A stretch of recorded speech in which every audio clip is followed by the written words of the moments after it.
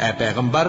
میرے مومن بندوں سے کہہ دو کہ نماز پڑھا کریں، اور اس دن کے آنے سے پیشتر جس میں نہ اعمال کا سودا ہوگا اور نہ دوستی کام آئے گی، ہمارے دیے ہوئے مال میں سے پوشیدہ اور علانیہ خرچ کرتے رہیں۔ اللہ ہی تو ہے جس نے آسمانوں اور زمین کو پیدا کیا اور آسمان سے مے برسایا، پھر اس سے تمہارے کھانے کے لیے پھل پیدا کیے اور کشتیوں اور جہازوں کو تمہارے زیر فرمان کیا تاکہ وہ سمندر میں اس کے حکم سے چلے، اور نہروں کو بھی تمہارے زیر فرمان کیا، اور سورج اور چاند کو تمہارے لیے کام میں لگا دیا کہ دونوں دن رات ایک ڈگر پر چل رہے ہیں، اور رات اور دن کو بھی تمہاری خاطر کام میں لگا دیا، اور جو کچھ تم نے مانگا سب میں سے تم کو عنایت کیا، اور اگر اللہ کے احسان گننے لگو تو شمار نہ کر سکو، مگر لوگ نعمتوں کا شکر نہیں کرتے۔ کچھ شک نہیں کہ انسان بڑا بے انصاف ہے، ناشکرا ہے۔ اور جب ابراہیم نے دعا کی کہ اے میرے پروردگار اس شہر کو لوگوں کے لیے امن کی جگہ بنا دے، اور مجھے اور میری اولاد کو اس بات سے کہ بتوں کی پرستش کرنے لگیں بچائے رکھیو، اے پروردگار انہوں نے بہت سے لوگوں کو گمراہ کیا ہے، سو جس شخص نے میرا کہا مانا وہ میرا ہے، اور جس نے میری نافرمانی کی تو تو بخشنے والا ہے، مہربان ہے۔ اے پروردگار میں نے اپنی اولاد ایک وادی میں جہاں کھیتی نہیں تیرے عزت و ادب والے گھر کے پاس لا بسائی ہے، اے پروردگار تاکہ یہ نماز پڑھیں، سو تو لوگوں کے دلوں کو ایسا کر دے کہ ان کی طرف جھکے رہیں، اور ان کو میووں سے روزی دیتے رہنا تاکہ تیرا شکر کریں۔ اے پروردگار جو بات ہم چھپاتے اور جو ظاہر کرتے ہیں تو سب جانتا ہے، اور اللہ سے کوئی چیز مخفی نہیں، نہ زمین میں نہ آسمان میں۔ اللہ کا شکر ہے جس نے مجھ کو بڑی عمر میں اسماعیل اور اسحاق بخشے،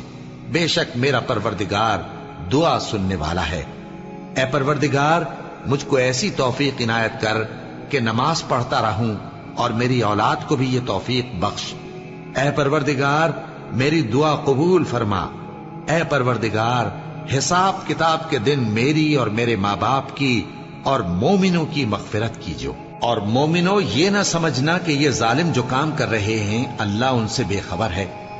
وہ ان کو اس دن تک مہلت دے رہا ہے جبکہ دہشت کے سبب آنکھیں پھٹی کی پھٹی رہ جائیں گی، اور لوگ سر اٹھائے ہوئے میدان قیامت کی طرف دوڑ رہے ہوں گے، ان کی نگاہیں خود اپنی طرف لوٹ نہ سکیں گی، اور ان کے دل مارے خوف کے ہوا ہو رہے ہوں گے۔ اور لوگوں کو اس دن سے آگاہ کر دو جب ان پر عذاب آ جائے گا، تب ظالم لوگ کہیں گے کہ اے ہمارے پروردگار ہمیں تھوڑی سی مہلت عطا کر تاکہ ہم تیری دعوت توحید قبول کریں اور تیرے پیغمبروں کے پیچھے چلیں۔ تو جواب ملے گا کیا تم پہلے قسمیں نہیں کھایا کرتے تھے کہ تم کو اس حال سے جس میں تم ہو زوال نہیں ہوگا؟ اور جو لوگ اپنے آپ پر ظلم کرتے تھے تم ان کے مکانوں میں رہتے تھے، اور تم پر ظاہر ہو چکا تھا کہ ہم نے ان لوگوں کے ساتھ کس طرح کا معاملہ کیا تھا، اور تمہارے سمجھانے کے لیے مثالیں بیان کر دی تھی، اور انہوں نے بڑی بڑی تدبیریں کی، اور ان کی سب تدبیریں اللہ کے ہاں لکھی ہوئی ہیں۔ گو وہ تدبیریں ایسی غضب کی تھیں کہ ان سے پہاڑ بھی ٹل جائیں، تو ایسا خیال نہ کرنا کہ اللہ نے جو اپنے پیغمبروں سے وعدہ کیا ہے وہ اس کے خلاف کرے گا۔ بے شک اللہ زبردست ہے، بدلہ لینے والا ہے۔ جس دن یہ زمین دوسری ہی زمین بنا دی جائے گی اور آسمان بھی بدل دیے جائیں گے، اور سب لوگ اللہ کے سامنے نکل کھڑے ہوں گے جو یکتا ہے بڑا زبردست ہے۔ اور اس دن تم گناہگاروں کو دیکھو گے کہ زنجیروں میں جکڑے ہوئے ہیں، ان کے کرتے تارکول کے ہوں گے، اور ان کے چہروں کو آگ لپٹ رہی ہوگی، یہ اس لیے کہ اللہ ہر شخص کو اس کے اعمال کا بدلہ دے۔ بے شک اللہ جلد حساب لینے والا ہے۔ یہ قرآن لوگوں کے نام اللہ کا پیغام ہے تاکہ ان کو اس سے ڈرایا جائے، اور تاکہ وہ جان لیں کہ وہی اکیلا معبود ہے، اور تاکہ اہل عقل نصیحت حاصل کریں۔